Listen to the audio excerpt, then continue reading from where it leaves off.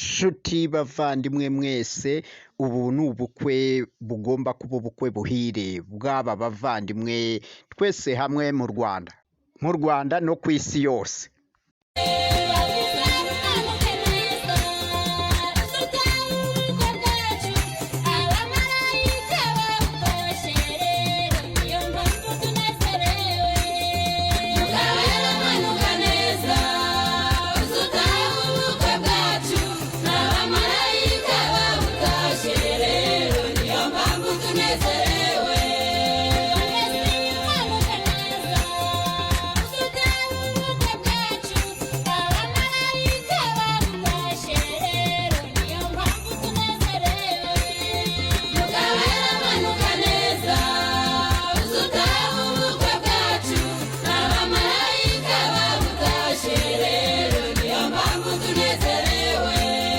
Yabarwaniriye kuva kare kose ntaho yagiye.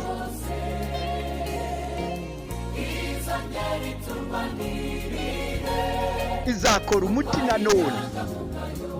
Iyaturwaniriye kuva kera kose. Murambe nimuhumure, izakora umuti.